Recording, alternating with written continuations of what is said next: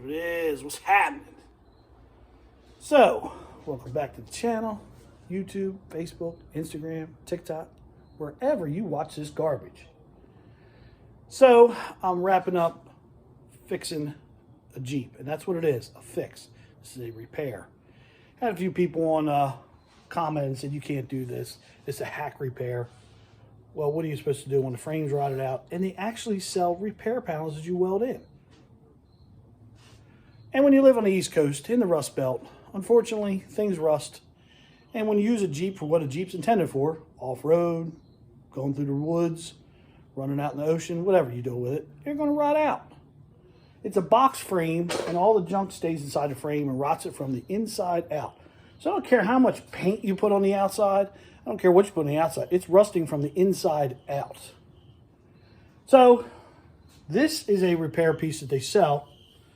And then I weld it all the way in. And what I usually do is I go in with a plasma cutter. I cut the inside of this out, get rid of the old piece. Because this is actually designed to slip over the frame rail. So you weld it from the outside. In here, I actually had to make a piece for this one because this front piece stops right here. And unfortunately, it had a big hole right here and on the bottom. So I made a piece that goes down, under, and back up. So it's all boxed in and welded up, and it's repaired. Put some paint on it, call it a day. I had to make a little blowout patch for right here, because it had a round hole right there. So I went ahead and just took torch and just kind of burned out the rust the best I could, and welded a piece over top of it. It is what it is. I mean, you know, realistically, it probably should have a frame, but at the end of the day, it's a 2000. Nobody's putting a frame under this thing. Now, I've done a lot of these Jeeps. This one's a customer request job. This will actually probably, this is going to probably end up going to auction. He's going to sell it. You know, a lot of people want to repair them because the Jeeps are expensive to replace. And at the end of the day, this is a sufficient repair. You know, some of the guys are in the comments talking about, you know, oh, it's a butcher job, it's a hack job. It's a repair. It's a repair. We don't have the luxury of just going out and buying a frame, walk out into the desert where everything's nice and dry, and the only thing that's ruined is the rubbers. I said rubbers. Things rust. I mean, it's part of life when you live out here. They wouldn't make repair pieces if it wasn't an issue. So this one's done. I got to go crawl around and put a couple tacks on the backside here. But other than that, this piece is done. I'm going to call it a day on this job. Like I said, I'm just going to throw a little paint on there so it looks decent. Put the wheel on it. I'm done.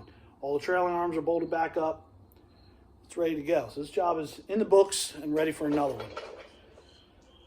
I have done whole sections down the middle. I know the guys that follow me and see me repair these have seen that done as well. I've done a lot of them.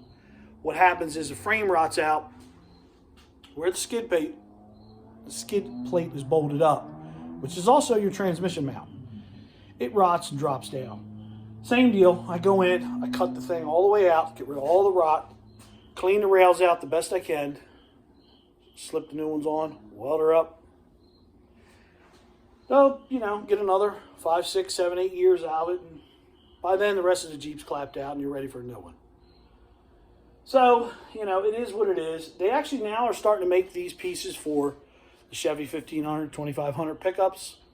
They're making them for the Ford pickups, like 2007 on up. They have a problem with the frames rotting out where they're boxed together.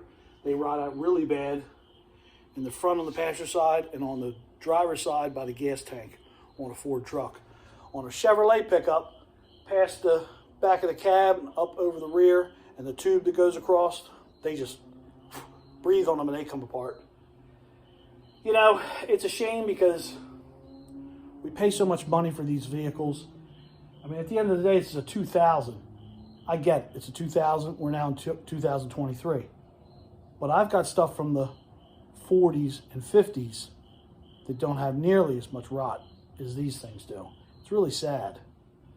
Whatever they have taken out of the metal, iron, whatever they've taken out, a lot of this stuff is made out of recycled metal, which is just as bad, really, in my opinion.